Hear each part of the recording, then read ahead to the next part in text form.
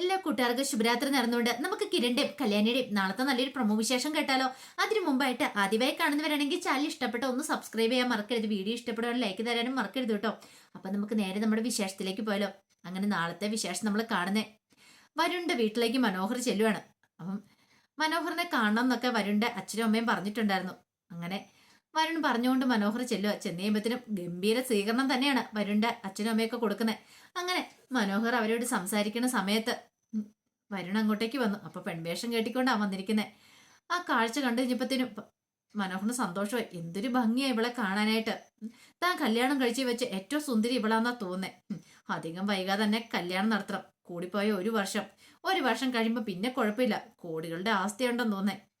ആ സമയത്ത് വരുണിന്റെ അമ്മ ചായയെ കൊണ്ട് കൊടുക്കണം. മോനിത് കുടിക്കാൻ പറയാണ്. ചായ ഒന്നും വേണ്ടായിരുന്നു അമ്മയെന്ന് പറയാ. അതെ, ഇവിടെ വരെ വന്നിട്ടുള്ള ചായ എങ്കിലും കുടിക്കാതെ പോകുന്ന എങ്ങനെയാ? കുറച്ച് സമയം കൂടെ വെയിറ്റ് ചെയ്യുവാണെങ്കിൽ അമ്മ ഫുഡൊക്കെ ഉണ്ടാക്കി തരാന്ന് പറയാം. ഇത് കേട്ടപ്പം മനോഹർ പറഞ്ഞു, അതിന്റെ ആവശ്യമൊന്നും ഇല്ല അമ്മയെന്ന് പറയാണ്. പിന്നീട് വരുണിന്റെ അച്ഛൻ പറഞ്ഞു, അതെ, അധികം വൈകാതെ തന്നെ കല്യാണം നടത്തണമെന്ന് ഞങ്ങളുടെ ആഗ്രഹം. മോന്റെ അഭിപ്രായം എന്താ? മോന്റെ അച്ഛനും അമ്മയൊക്കെ ഇങ്ങോട്ട് വരുമോന്ന് ചോദിക്കാം. ആ, അത് പിന്നെ അങ്കിൾ എപ്പോഴാന്ന് പറഞ്ഞാൽ മതി. ഞാൻ അച്ഛനോടും അമ്മയോടും ഒക്കെ സംസാരിക്കാം കേട്ടോ. അവർക്ക് എപ്പം നടത്താനും സമ്മതമാ. എത്രയും പെട്ടെന്ന് തന്നെ എന്റെ കല്യാണം നടത്തണമെന്ന് അവര് പറയണേ. അല്ല, അവര് ദുബായിൽ തന്നെ അല്ലേ നിൽക്കും? അതെ, ദുബായിൽ തന്നെയാ. പിന്നെ അവർക്ക് എപ്പോഴും ഇങ്ങോട്ടേക്ക് വരാനൊന്നും പറ്റില്ല, ബിസിനസ്സും കാര്യങ്ങളൊക്കെ അല്ലേ. പിന്നെ ഒന്ന് പറഞ്ഞാൽ മാത്രം മതി. എപ്പോഴാണെങ്കിലും വന്നതിന് ശേഷം കല്യാണം എല്ലാം കൂടെ ഒരുമിച്ച് നടത്താന്ന് അവര് പറയുന്നത്. ഇനിയിപ്പോ ഒരു പെണ്ണ് കാണിച്ചടങ്ങ് പ്രത്യേകിച്ച് വേണ്ടെന്ന്. ഫോട്ടോസൊക്കെ ഞാൻ അവരെ കാണിച്ചിട്ടുണ്ടായിരുന്നു. നിതയുടെ ഫോട്ടോ കണ്ടപ്പോൾ തന്നെ അവർക്ക് ഇഷ്ടപ്പെട്ടു. ഒറ്റ നോട്ടത്തിൽ തന്നെ അമ്മ പറഞ്ഞു, നല്ല കുട്ടിയാണ്, എനിക്ക് ചേരുന്ന കുട്ടിയാന്നൊക്കെ പറയാണ്. ഇത് കേട്ടതും വരുണിന്റെ അമ്മ പറഞ്ഞു, ഞങ്ങളുടെ ഭാഗ്യം, അതുകൊണ്ടല്ലേ ഇത്ര നല്ലൊരു ആലോചന വന്നത്. പിന്നീട് അവർ പറഞ്ഞു, അത് എത്രയും പെട്ടെന്ന് തന്നെ കല്യാണം നടത്തണം. ഇവൾക്ക് കുറെ ആലോചനകളും കാര്യങ്ങളൊക്കെ വരുന്നുണ്ടെന്ന് പറയാ. അത് കേട്ട് കഴിഞ്ഞപ്പോൾ മനോഹർ പറഞ്ഞു, എന്നാ ശരി, അങ്ങനെ ആട്ടെ എന്ന് പറയാണ്. അങ്ങനെ യാത്രയൊക്കെ പറഞ്ഞു പോവാണ്. അങ്ങനെ ആ പോക്ക് കണ്ടു കഴിഞ്ഞപ്പോഴത്തേനും വരും പറഞ്ഞു, അവന്റെ പോക്ക് കണ്ടില്ലേ, എന്തൊരു സന്തോഷത്തോടെ പോന്നേ. അധികം വൈകാതെ തന്നെ അവൻ കുടിയിലേക്ക് ചാടാൻ പോകുക കാര്യം അവനെ അറിയുന്നില്ലല്ലോ എന്ന് പറയണം. പെട്ടെന്ന് വരന്റെ അച്ഛൻ പറഞ്ഞു, കൊടുക്കണം, അവന്റെ തല വഴി തന്നെ കൊടുക്കണം നമുക്ക് അടി. എത്ര പെൺകുട്ടികളുടെ ജീവൻ നശിപ്പിച്ചവനാ. എന്നിട്ട് ഒരു ഉളുപ്പില്ലാതെ വന്ന് നിന്നിട്ട് പോയത് കണ്ടില്ലേ? ആ മുഖത്തൊരു നാണോ മാനോ എന്തേലും ഉണ്ടോന്ന് നോക്കിയേ. എന്തൊരു ലാഘവത്തോടുകൂടി അവൻ സംസാരിച്ചിട്ട് പോയെന്ന് ചോദിക്കാം. അതങ്ങനെ അച്ഛാ, പറഞ്ഞിട്ട് കാര്യമില്ല, ചില മനുഷ്യന്മാരുണ്ട് എന്നൊക്കെ ഇങ്ങനെ പറയാണ്. പിന്നീട് മനോഹർ സന്തോഷത്തോടെ വീട്ടിലേക്ക് പോകുന്ന സമയത്താണ് വഴിക്ക് വെച്ച് പ്രകാശനെ കാണുന്നത്. അങ്ങനെ പ്രകാശനെ കണ്ടതും മനോഹർ പെട്ടെന്ന് വണ്ടി നിർത്തുവാണ്. അപ്പൊ പ്രകാശം വന്ന് ചോദിച്ചു, എന്തൊക്കെയുണ്ടാ മനോഹര വിശേഷങ്ങളെന്നൊക്കെ ചോദിക്കുകയാണ്. ഇത് കേട്ടപ്പോൾ മനോഹർ പറഞ്ഞു, കുഴപ്പമൊന്നുമില്ലാതെ അങ്ങനെ തട്ടിമുട്ടി അങ്ങോട്ട് പോകുന്നു പറയാണ്. അല്ല, നീ കാര്യങ്ങളൊന്നും അറിഞ്ഞില്ലേ എന്ന് ചോദിക്കും. എന്ത് കാര്യങ്ങള്? ആഹാ, അപ്പൊ നീ ഇതുവരെയായിട്ട് ഒന്നും അറിഞ്ഞില്ലല്ലേ എന്ന് ചോദിക്കും. ആ കിരണ തലയ്ക്ക് അടിയേറ്റ ഐസിയുലാന്ന് പറയണ. ഐസിയുലോ? അതെ, ആൾക്കാരെ പോലും തിരിച്ചറിയില്ലെന്നാ പറയുന്നത് കേട്ടേന്ന് പറയണ. അത് കേട്ടതും മനോഹർ പറഞ്ഞു, ആ, ഇത് ഇക്കാര്യം ഞാൻ അറിഞ്ഞില്ലെന്ന് പറയണ. ആ, നിനക്ക് നിന്റെ ഭാര്യയ്ക്കൊക്കെ ഒരു സന്തോഷ വാർത്തയായിരിക്കും എന്ന് പറയണ. ഓഹോ, അങ്ങനെയാണെങ്കിൽ മിക്കവാറും ഇതോടുകൂടി കാര്യത്തിൽ തീരുമാനമാവല്ലേന്ന് ചോദിക്കണം. അങ്ങനെയാന്നാ തോന്നേ. ആൾക്കാരെ പോലും തിരിച്ചറിയാൻ പറ്റില്ലെന്നാ തോന്നേ. എനിക്ക് അവനെ ഒന്ന് പോയി കാണണമെന്നുണ്ട്. അങ്ങനെയാണെങ്കിൽ എന്നെ കണ്ടാൽ പോലും അവനെ തിരിച്ചറിയത്തില്ലോ, ഞാൻ ആരാ എന്താന്നും അവനറിയത്തില്ലോ. അതുകൊണ്ട് ആ കാര്യത്തിൽ ഒരു പേടി വേണ്ട. ഈ പ്രകാശനൊന്ന് കാണാൻ പോകാനിട്ടിരിക്കുക കിരണിനെ എന്ന് പറയണം. അത് കേട്ടതും മനോഹർ പറഞ്ഞു, ഓ, അങ്ങനെയൊക്കെയാണല്ലേ. ഇനിയിപ്പൊ ഞാൻ പോണെന്ന് തീരുമാനിച്ചിട്ടില്ല. കാരണം പോയാലും പിന്നെ തിരിച്ചറിയാൻ പറ്റില്ലെങ്കിൽ പിന്നെ പോയിട്ട് എന്താ കാര്യം ഇരിക്കണം എന്ന് നിൽക്കുക. എന്നാലും ആ കാഴ്ച ഒന്നും എനിക്ക് കാണാതിരിക്കാൻ പറ്റില്ലടാ മനോഹരെ. നിന്നെ കുറെ ഉപദ്രവിച്ചിട്ടൊക്കെയല്ല അല്ലേ എന്ന് ചോദിക്കുകയാണ്. നിന്റെ ഭാര്യ വീട്ടുകാരുടെ ഏറ്റവും വലിയ ശത്രു അല്ലേന്ന് ചോദിക്കുക. എന്നാലും ആരായിരിക്കും അത് ചെയ്തിട്ടുണ്ടായിരിക്കാം? ആ, അതിനെക്കുറിച്ചൊന്നും കൂടുതലായിട്ട് അറിയത്തില്ല. പിന്നെ നിന്റെ അമ്മായിപ്പിന് ശത്രുതയും കാര്യങ്ങളൊക്കെ ഉള്ളതല്ലേ, ചിലപ്പോ അങ്ങേരാണോ ചെയ്തതെന്നും അറിയത്തില്ലെന്ന് പറയാം. ഓ, അങ്ങനെയാണ് അപ്പൊ കാര്യങ്ങള്. പിന്നീട് മനോഹർ അങ്ങോട്ടേക്ക് പോവാണ്. ഈ സമയം പ്രകാശ് ഇങ്ങനെ മനസ്സിൽ വിചാരിച്ചു, അവൻ ഇപ്പൊ പോയി കാണുവാണെങ്കിൽ കുഴപ്പമില്ല, അവന് ഓർമ്മശക്തി ഒന്നും ഇല്ലല്ലോ, അതുകൊണ്ട് പിന്നെ വലിയ കുഴപ്പമില്ല, കാര്യങ്ങളൊക്കെ ഓക്കെ ആയിരിക്കും. തന്നെ കണ്ടാലേ അവൻ തിരിച്ചറിയാനൊന്നും പോകുന്നില്ല. രണ്ടെണ്ണം അവനിട്ട് ഇട്ട് കൊടുത്താൽ പോലും അവനൊട്ട് അറിയാനും പോകുന്നില്ല. അതൊരു നല്ല കാര്യമാണല്ലോ എന്നൊക്കെ പ്രകാശം മനസ്സിൽ വിചാരിക്കുകയാണ്. ഈ സമയം മനോഹർ വീട്ടിലേക്ക് ചെല്ലുവാണ്. വീട്ടിലേക്ക് ചെന്ന് കഴിഞ്ഞപ്പോഴത്തേനും ഷാരിയും സരയും കൂടെ അങ്ങോട്ടേക്ക് വരുവാണ്. അവരെ കണ്ടു കഴിഞ്ഞപ്പോഴത്തേനും മനോഹർ ചോദിച്ചു, അല്ല, ആ കിരൺ എന്താ സരയു പറ്റിയെന്ന് ചോദിക്കുക. അവന് നല്ല ഇരുട്ടടി കിട്ടിയിട്ടുണ്ടെന്ന് പറയാണ്. ഇരുട്ടടിയോ? അതെ, അവനിട്ട് നല്ല തല്ല് കിട്ടിയിട്ടുണ്ട്, അവൻ ഐസിയുലാ ഇപ്പം. ഇത് കേട്ടപ്പം മനോഹർ പറഞ്ഞു, അതാകപ്പാടെ കുഴപ്പമാവൂലോ എന്ന് പറയണ. സരയു പറഞ്ഞു, എന്ത് കുഴപ്പം? ഒരു കുഴപ്പം അവനും പോകുന്നില്ലെന്ന് പറയാ. അതെ, ഉദ്ദേശിവല്ലൊന്നുമല്ല, ആ ചന്ദ്രസേന ആളാരാന്നറിയാലോ. അതുപോലെ തന്നെ ഈ പറയുന്ന കിരണിന്റെ അമ്മ, അവർക്ക് സഹിക്കാൻ പറ്റുമോ? ഇതൊക്കെ അറിഞ്ഞിട്ടുണ്ടെങ്കിൽ പിന്നെ അവര് വെറുതെ ഇരിക്കത്തില്ല എന്ന് പറയണം. പിന്നെ ഒന്നും ചെയ്യാൻ പറ്റില്ല, രൂപാന്റിനെ എനിക്കറിയാം, ആന്റിക്ക് ഒന്നും ചെയ്യാൻ പറ്റില്ല എന്നൊക്കെ പറയാം. പക്ഷെ സേനെ സൂക്ഷിക്കണം എന്ന് ചാരിയും പറയാണ്. അയാൾ എന്ത് ചെയ്യാൻ പഠിക്കാത്തവനാ, അയാൾ ഇവിടെ വന്ന് വീട്ടിൽ വന്ന് വെല്ലുവിളിച്ചിട്ടാ പോയെന്ന് പറയും.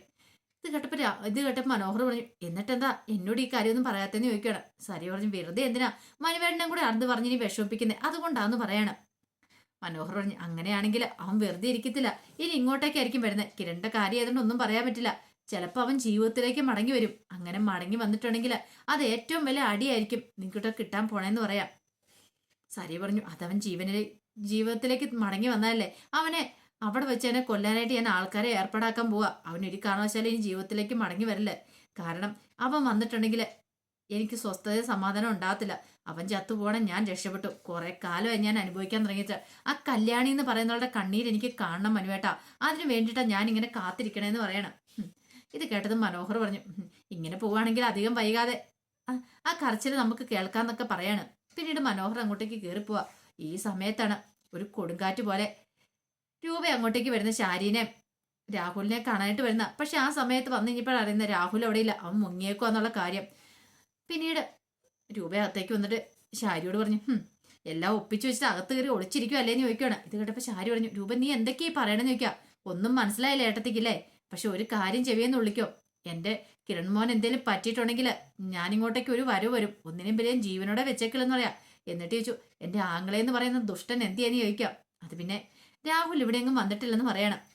അവൻ വന്നിട്ടുണ്ടെങ്കിൽ അവനെ ശരിയാക്കുന്നുണ്ടെന്ന് പറയണം. അപ്പൊ സരി പറഞ്ഞു, എന്തൊക്കെയാ ആന്റി പറയണേ, അച്ഛൻ അങ്ങനെയും ചെയ്യത്തില്ല എന്ന് പറയാ. നീ ഒരു അക്ഷരം മിണ്ടരുത്. അച്ഛൻ അങ്ങനെയൊന്നും ചെയ്യത്തില്ല പോലും. നിന്റെ അച്ഛൻ എനിക്കറിയാവുന്നല്ല, നിന്റെ അച്ഛനെ 10-25 വർഷക്കാലം എന്നെ എന്റെ ഭർത്താവിനെയും തമ്മിൽ വേർപിരിച്ച് നടത്തിയാളാ അയാള്. എന്നിട്ടാണ് അയാൾ ഇങ്ങനെ കാണിച്ചത് എന്ന് രൂപ പറയാണ്. അയാളോട് ഞാൻ ഒരിക്കലും പൊറുക്കത്തില്ലെന്ന് പറയാം. പോരാത്തിന് ഇപ്പൊ എന്റെ മകനെ കൊല്ലാനായിട്ട് നോക്കി, അതൊക്കെ ഞാൻ സഹിച്ചു ക്ഷമിച്ച് മുന്നോട്ട് പോകണമെന്നാണ് നീയൊക്കെ പറയണേ. ഒരിക്കലും ഇല്ലടി, എന്റെ കൊക്കിന് ജീവനുണ്ടെങ്കിൽ ഞാൻ സമ്മതിക്കില്ല. അവൻ എപ്പോഴാണെങ്കിലും പുറത്തിറങ്ങൂലോ, പുറത്തിറക്കിയുമ്പോൾ അവനിട്ടുള്ള പണി ഞാൻ കൊടുത്തോളാന്ന് പറയാണ്. ഇത്രയും നാള് ഏട്ടാന്നൊക്കെ വിളിച്ചോണ്ടിരുന്നാണ് രൂപ രാഹുലിനെ. പക്ഷേ എങ്കിൽ പെട്ടെന്നാണ് അവനെന്നൊക്കെ പറയണേ. കാരണം അത്രയ്ക്ക് സങ്കടവും ദേഷ്യം വേണം. സ്വന്തം ചോരനെ തന്നെ ഇല്ലാതാക്കാൻ ശ്രമിച്ചല്ലേ, അപ്പൊ വെറുതെ വിടാനായിട്ട് കഴിയുമോ? ആ സമയം സരയെ പറഞ്ഞു, ആന്റിക്ക് എന്തൊക്കെയോ തെറ്റിദ്ധാരണകൾ ഉണ്ടായതാന്ന് പറയണം. ഒരു തെറ്റിദ്ധാരണയുമില്ല, ഉള്ള കാര്യം തന്നെയാണ്. എനിക്കറിയാം, എനിക്കൊരു കാര്യം ഉറപ്പായി, എല്ലാരും കൂടെ ചേർന്നിട്ട് ചതിക്കുമായിരുന്നു. പക്ഷെ ഈ ചതിക്ക് ഞാൻ വെറുതെ വിടത്തില്ല, പകരം ചോദിക്കുക തന്നെ ചെയ്യും. ഇനിയിപ്പം അങ്ങേര് ഇങ്ങോട്ട് വന്നില്ലെങ്കിൽ അങ്ങേര് ഏത് മാളത്തിലാ പോയിരിക്കുന്നെങ്കിൽ ആ മാളത്തിൽ ഞാൻ വലിച്ചടിച്ച് ഞാൻ കൊടുക്കും. ഞാൻ അവസാനമായിരിക്കും ഇനി കാണാൻ പോന്നെ. വരുമ്പം പറഞ്ഞേരെ ഭർത്താവിനോടൊന്ന് എന്നൊക്കെ ശാരിയോട് പറഞ്ഞിട്ട് അങ്ങോട്ടേക്ക് ഇറങ്ങുവാണ്. അങ്ങനെ പോയി കഴിഞ്ഞപ്പോഴത്തേനും ശാരി പറഞ്ഞു, മോളെ ആകെപ്പാടെ പ്രശ്നമായെന്ന് തോന്നിയെന്ന് പറയാ. എന്ത് പ്രശ്നമാവാനായിട്ട്, എന്ത് ചെയ്യാനാന്ന് ചോദിക്കുക. ഇനി മോളെ അച്ഛനെ മിക്കവാറും ഉപദ്രവിക്കാൻ തോന്നേ. അച്ഛന്റെ കയ്യിരിപ്പുണ്ടല്ലേ, പക്ഷെ ഇതൊരു സന്തോഷകരമായ വാർത്തയാണ് നമ്മൾക്ക് കിട്ടിയേക്കണേന്ന് പറയാണ്. ഇനിയിപ്പം കിരൺ എഴുന്നേറ്റ് നടക്കുകയും സംസാരിക്കത്തും ഒന്നുമില്ലല്ലോ, അവിടെ കിടന്ന കിടപ്പ് കിടക്കത്തേ ഉള്ളൂ, ആരും തിരിച്ചറിയത്ത് പോലും ഇല്ലല്ലോ എന്ന് പറയാം. അത് ശരിയൊക്കെ മോളെ, പക്ഷേങ്കില് പക്ഷേങ്കില് അമ്മയൊന്ന് ധൈര്യമായിട്ടിരിക്കുക, എനിക്ക് സന്തോഷമുള്ളൊരു ദിവസമാ എന്നൊക്കെ പറയണേ. ഇതിപ്പോ ഒരു സന്തോഷം ഇനിയിപ്പോ വരാനില്ലെന്ന് പറയണ. ആ സമയം ഗംഗാപ്രസാദ് വീട്ടിലേക്ക് വരുവാണ്. അപ്പൊ ജെറി ജോൺ എന്ന പേരിലാണല്ലോ അവൻ അറിയപ്പെടുന്നത്. അങ്ങനെ വന്നു കഴിഞ്ഞിട്ട് ലാപ്ടോപ്പ് ഒക്കെ എടുത്തിട്ട് ലക്ഷ്മിയുടെ കാർത്തിയുടെ ഫോട്ടോ എടുത്ത് നോക്കുവാണ്. ഇനിയൊക്കെ നിനക്കൊക്കെ അധികം ആയുസില്ലടി, ഞാൻ ഏകദേശം കാര്യങ്ങളൊക്കെ അടുത്തോണ്ടിരിക്കുക. ഇനിയിപ്പൊ കിരണ് അവനെ കിടന്ന കിടപ്പ് കുറച്ചാളെ കിടക്കട്ടെ, ആ സമയത്ത് വേണം നിന്റെയൊക്കെ കാര്യത്തിൽ എനിക്ക് തീരുമാനം ഉണ്ടാക്കാനായിട്ട്. ചോദിക്കാനും പറയാനും ഇനി ആരും ഉടനെ വരാനൊന്നും പോകുന്നില്ല. എനിക്കറിയണം എന്ത് ചെയ്യണമെന്ന്. ഈ ഗംഗാപ്രസാദ് ആരാന്ന് നീയൊക്കെ മനസ്സിലാക്കാൻ പോകുന്നുള്ളൂ. അവൻ എന്നെ വിശ്വസിച്ച് കഴിഞ്ഞു. ഇനിയിപ്പം ഈ ഒരു ഇത് വെച്ചിട്ട് ഞാനൊരു നാടകം കളിക്കാനായിട്ട് അങ്ങോട്ട് പോവാണ്. നിന്റെയൊക്കെ മേലെ നിന്റെയൊക്കെ കയ്യിലിരിക്കുന്ന സ്വത്തും പണമല്ല ഞാൻ സ്വന്തമാക്കാൻ പോവാടി, നിനക്കൊന്നും ഇനി അധികം ആയുസ് ഉണ്ടാവില്ല എന്നൊക്കെ പറഞ്ഞൊരു സന്തോഷത്തോടെ ഒരു പൊട്ടിച്ചിരിയൊക്കെ ചിരിക്കുവാണ് ഗംഗാപ്രസാദ്. അപ്പൊ അതിന്റെ വിശേഷങ്ങളൊക്കെ നാളെ നമ്മൾ കാണാൻ പോകുന്നത്. ആ വിശേഷങ്ങൾക്കായി നമുക്ക് എല്ലാവർക്കും കാത്തിരിക്കാട്ടോ. ഒരിക്കൽ കൂടി എല്ലാവർക്കും ശുഭരാത്രി നേർന്നുകൊണ്ട് നിർത്തുന്ന